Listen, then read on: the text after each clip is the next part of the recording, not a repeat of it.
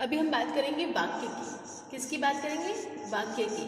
तो वाक्य में आपके 10th की बोर्ड की हिंदी की सिलेबस में सिर्फ वाक्य रचना के आधार पर है। रचना का अर्थ होता है बनाना, बनाना या बनावट कह सकते हो, बनावट, किसी चीज़ का निर्माण करना, किसी चीज़ को रचना, गढ़ना। तो आप उसमें 3 तरीके से वाक्य बनाओगे। एक होता है सरल वाक्य, क्या होता है? सरल वाक्य। दूसरा होता है संयुक्त वाक्य, क्या होता है? संयुक्त वाक्य। और तीसरा होता है मिश्र वाक्य, क्या होता है? मिश्र वाक्य। तो ये क्लास आपकी रिवीजन की है और कुछ ट्रिक्स आपको पकड़कर रखने हैं ताकि आपका सवाल गलत ना हो। और इसके लिए अगर आपको डिटेल में पढ़ना है तो मेरे लिंक पे जाकर उसके वीडियो को डिटेल में पढ़ सकते हो ताकि आपका कंसेप्ट बेसिक क्लियर हो जाए। अभी मैं रिवीजन के तौर पर बता रही हूँ। जैसे सरल वाक्य होता है, उसके अंदर देखो सबसे पहले देखना वाक्य का निर्माण कैसे होता है। उसमें एक कर्ता होता है, कर्म होता है और क्रिया होती है, इसी सीक्वेंस में होता है, ठीक है। तो अब यहाँ पर क्रिया कितनी होगी? एक। क्रिया कितनी होगी? एक। ये ट्रिक याद रखो, उस वाक्य में क्रिया एक है। कितनी है? एक है। कर्ता भले ही एक हो भले ही दो हो, चलेगा। कर्ता 1 2 चलेगा, लेकिन क्रिया उसमें एक ही होगी। जैसे राम खाना खाता है तो सरल वाक्य। अगर राम और श्याम खाना खाता है, 2 करता है, खाने वाले 2 है, तो भी ये सरल वाक्य में ही होगा क्योंकि खाना खाने का काम एक ही हो रहा है। भले 2 कर रहे हैं, 10 कर रहे हैं, 15 कर रहे हैं, चलेगा, लेकिन क्रिया उसमें एक ही होगी, खाना खाया जा रहा है। क्लियर? अब संयुक्त वाक्य। संयुक्त वाक्य में क्या होता है? ट्रिक समझना। इसमें कोई भी समुच्चय बोधक, कोई भी अव्यय या कोई भी कह दो कि अविकारी शब्द या कह दो कि समुच्चय बोधक, संबंध बोधक शब्द का प्रयोग नहीं हुआ है। लेकिन इसके अंदर क्या होता है? समुच्चय बोधक शब्दों का प्रयोग होता है। समुच्चय बोधक शब्द कौन से होते हैं? इसको नोट करो, ये ट्रिक के तौर पे याद रखना। ये क्या क्या होता है देखिएगा। आई होप आपको क्लियर शायद नज़र आए, मेरी कोशिश है। और एक्चुअली में टाइम नहीं है तो थोड़ा सा टाइम निकालना मुश्किल हो गया मुझे। चलो, लेकिन मैं आपके लिए कोशिश कर रही हूँ यहाँ पर। तो देखिएगा, समुच्चय बोधक में आता है एक तो इसलिए, क्या क्या आता है नोट करो। इसलिए, किंतु, तथा, और, या, परंतु, लेकिन, अथवा, या। ये जो इसलिए है वो याद रखना समुच्चय बोधक में आता है, ठीक है। बाकी तो आपको याद रहेंगे ही रहेंगे। मोस्टली और का प्रयोग होता है। अब उस 2 शब्द पे डिपेंड करता है कि वो विपरीत है, डिफरेंस है, दोनों में अपोजिट है, तो लेकिन या किंतु लगा देंगे। कोई में से चॉइस है तो अथवा और या लगा देंगे। दोनों ही एक जैसे हैं तो हम ये क्या लगा देंगे? एवं, तथा, और। किस में आ जाएगी? संयुक्त वाक्य में आ जाएगी। संयुक्त का अर्थ क्या होता है? जोड़। और दोनों ही विपरीत हैं, एक जैसे हैं। विपरीत है तो लेकिन, किंतु, एक जैसे है तो और, तथा, मोस्टली और का प्रयोग होता है, ठीक है। अथवा जिसमें हम दोनों में से चॉइस का प्रयोग करते हैं, ऑप्शन का प्रयोग करते हैं, या तो ये या फिर ये। इसमें क्या होता है? 2 सरल वाक्य होते हैं। 2 क्या होते हैं? सरल वाक्य। जैसे ये वाक्य वैसा वैसा एक वाक्य यहाँ, वैसा वैसा एक वाक्य यहाँ। इसमें एक क्रिया यहाँ पर होगी और एक क्रिया दूसरे वाले वाक्य के पीछे होगी। याद रहे, दोनों सरल वाक्य के अंत में 2 क्रिया होगी, ठीक है। दोनों सरल वाक्य के अंत में 2 क्रिया होगी, इस बात को नोट कर लो। दूसरी चीज नोट करना, इसमें काम करने वाले पर्सन एक भी हो सकता है, अनेक भी हो सकता है। उसको हम शुरुआत में लगाएंगे और यहाँ नहीं लगाते तो चलेगा। क्या करेंगे? कर्ता का प्रयोग एक बार स्टार्टिंग में ही होगा, शुरुआत में ही होगा, रिपीट नहीं होगा। वो पर्सन जो काम करने वाले हैं वो रिपीट नहीं होंगे। जैसे मान लीजिए राम और श्याम 2 जने हैं, राम और श्याम दोनों मिलकर काम कर रहे हैं। राम और श्याम ने खेत जोते और पानी की सिंचाई की। वापस सुनो, राम और श्याम ने क्या किया? 2 पर्सन, राम और श्याम ने शब्द लगाए, शब्द के बीच में और लगाए, तो अभी तो वो सरल में ही जा रहा है। लेकिन वाक्य के बीच में, ये वाक्य और ये वाक्य के बीच में और लगा रहे हैं। राम और श्याम ने क्या किया? खेत जोता और सिंचाई की। खेत जोतना एक काम, सरल वाक्य। राम और श्याम ने सिंचाई की, दूसरा वाक्य। राम और श्याम ने सिंचाई की दूसरा वाक्य यहाँ। तो राम और श्याम ने खेत जोते और सिंचाई की। इस तरह से आपको इसको अलग करना है। तो ध्यान रहे, और कहाँ लगाओगे? दोनों सरल वाक्य के बीच में लगाओगे। क्लियर?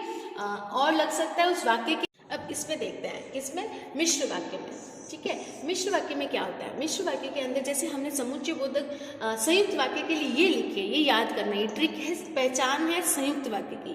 अब बात करते हैं इसमें भी 2 वाक्य होते हैं, लेकिन दोनों सरल नहीं होते हैं। एक होता है प्रधान वाक्य और दूसरा होता है आश्रित वाक्य। क्या होता है? आश्रित वाक्य। जैसे एक होता है डिपेंडेंट और एक होता है मेन सेंटेंस। तो इसमें क्या होता है, जैसे राम ने कहा मेन सेंटेंस है, क्या कहा है वो आश्रित रहता है, डिपेंड रहता है। तो हम जैसे मान लीजिए लिखा है आज बारिश होगी, यदि क्या हुआ तो, यदि बादल गरजने वाले हुए तो या नहीं गरजने वाले हुए। या फिर कह सकते हैं कि बादल यदि तुमने कार्य पूरा किया तो तुम कक्षा में प्रथम आ सकोगे। या यह कहे यदि तुमने परिश्रम किया सरल वाक्य, तुमने परिश्रम किया सरल वाक्य। आगे देखो, आगे क्या लिखा है, यदि तुमने परिश्रम किया तो तुम परीक्षा में, क्या लिखा है, तो तुम परीक्षा में पास हो सकते हो। तुम परीक्षा में पास हो सकते हो, ये सरल वाक्य। एक सरल दूसरा सरल, या एक सेंटेंस दूसरा सेंटेंस, दो सेंटेंस समझो। तुम परिश्रम करोगे, परीक्षा में पास होगे, दो वाक्य है। पास कब होगे? परिश्रम करने पर। तो परिश्रम करना प्रधान वाक्य है, ये डिपेंड करता है कि आप पास कब होते हो, प्रधान वाक्य, ये डिपेंड करता है आपके परिश्रम करने पर। यदि तुम परिश्रम करोगे तो तुम परीक्षा में सफल हो जाओगे। तो ये दोनों वाक्य इस तरह से जुड़े होते हैं। देखो, दो एक बना है, ये दो वाक्य एक कब बनता है? इन समुच्चय बोधक अव्यय से। यहाँ पर ये दोनों जोड़ी में है, इसीलिए इनको कहेंगे युग्म शब्द। क्या कहेंगे? युग्म शब्द। युग्म शब्द यानी कि दोनों साथ साथ चलते हैं। अब इसमें से कौन कौन से ऐसे शब्द है जिनकी आप पहचान करोगे? एक होता है जब, तब, यह, वह, या कहे जिसे, वह, वो, ये। इस तरह से हम जिसे के साथ लगा सकते हैं। जो, तो, यदि, तो। इस तरह से शब्द जो क्या है, जोड़ीदार में है। इसमें एक सर्वनाम हो सकता है, एक जब तब हो सकता है। ठीक है, एक सर्वनाम वाला शब्द हो सकता है, एक जब तब हो सकता है। आपको क्या ध्यान रखना, एक होगा वाक्य के पहले वाले वाक्य के बीच में, आगे वाले में, और दूसरा होगा उस वाक्य की शुरुआत में। क्या कहा? दो वाक्य के शुरुआत में ये योजक चिन्ह लगे होंगे। कभी कभी क्या होता है, वाक्य शुरू तो हो जाता है लेकिन बीच में यदि लिखा होता है, तो आप कंफ्यूज नहीं होना। बस ये देखना कि प्रधान वाक्य के बीच में एक आएगा और दूसरा आश्रित वाक्य के पहले आएगा। क्लियर?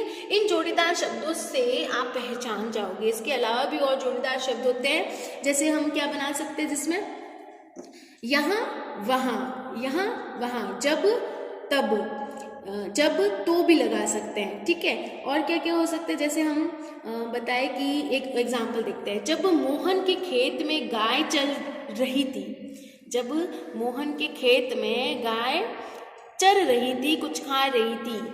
अभी ये बात अधूरी सी है, कंप्लीट करने के लिए हम बीच में उसी का जोड़ीदार, जब का जोड़ीदार तो लगाते हैं। तो हमने क्या कहा, जब, ये इसको नोट करना, जब मोहन के खेत में गाय चर रही थी, इस वाक्य को खत्म करो। फिर दूसरा वाक्य लाओ, उसने उसे बाहर निकाल दिया। किसने? मोहन ने उस गाय को बाहर निकाल दिया। तो उसने उसे, ये सर्वनाम का प्रयोग कर रहे हैं, तो यहाँ सर्वनाम का प्रयोग करते हैं, इसका मतलब ये मिश्र वाक्य में आएगा। दूसरी चीज हमने नोटिस करनी है कि जब, तो, जब मोहन, देखो जब नोट करना, जब मोहन के खेत में गाय चर रही थी, फिर लिखा है तो लिखा है, तो उसने उसे बाहर निकाल दिया। तो ये जो ट्रिक है, ये जोड़ीदार वाले हैं। एक वाक्य के पहले, दूसरे वाक्य के पहले, दोनों मिलाकर एक वाक्य बनेगा। तो ये आप पहचान जाओगे, ये किस में आता है? मिश्र में। एक मिश्र में आता है क्योंकि, ये नोट कर लो, क्योंकि भी मिश्र में आएगा। इसलिए आएगा संयुक्त में, क्योंकि आएगा मिश्र में। इस ट्रिक को याद कर ली कि कौन सा वर्ड किस में आता है पहचानने के लिए, कौन सा वर्ड किस में आता है पहचानने के लिए। इसमें कुछ भी नहीं आता। इसको बनाने के लिए, सरल को बनाने के लिए, अगर ऐसे दो जुड़े हुए अलग अलग हैं, उसको जोड़कर एक करना है। सरल में क्या होता है, एक ही वाक्य होता है ना, सरल सिंपल सा। तो अगर दो बड़े बड़े वाक्य होंगे, उसको एक कैसे बनाओगे, कंबाइन कैसे करोगे, उनको एक कर कर, कैसे, इन योजक चिन्हों को हटाकर, इन समुच्चय बोधों को हटाकर, तो हम उसको एक कैसे करेंगे। जैसे एक एग्जाम्पल देखते हैं, ध्यान देना, मैं उसको ऊपर थोड़ा सा लिख देती हूँ। जैसे मान लीजिए लिखा गया है, मैं दिल्ली जाकर कुतुब मीनार भी देखी। क्या लिखा है? मैंने दिल्ली जाकर ताजमहल देखे, कुतुब मीनार, ठीक है, कुतुब मीनार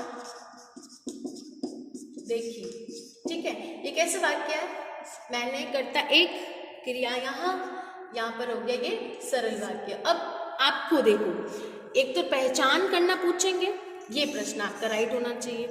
पहचानना, क्या पहचानना कि वो सरल है, एक संयुक्त है, एक मिश्र है, बस एक चीज ये ध्यान रखना। दूसरा प्रश्न पूछेंगे, ये वाक्य दिया हुआ है, पहचानो कि इस वाक्य को नीचे ऑप्शन में दिए गए हैं संयुक्त मिश्र सरल, कौन सा वाक्य है, तो आप नाम बता दोगे, या फिर इस वाक्य को नीचे दिए गए वाक्य के अनुसार बताओ कि कौन सा संयुक्त वाक्य होगा। तो संयुक्त वाक्य के लिए कैसे पहचानोगे, अगर लिखा है मैं दिल्ली गया और वहाँ जाकर कुतुब मीनार भी देखी, मैंने, या मैं दिल्ली गया और वहाँ जाकर मैंने कुतुब मीनार भी देखी, तो मैंने तो एक करता हुआ, दिल्ली गया एक क्रिया और कुतुब मीनार भी देखी दो क्रिया।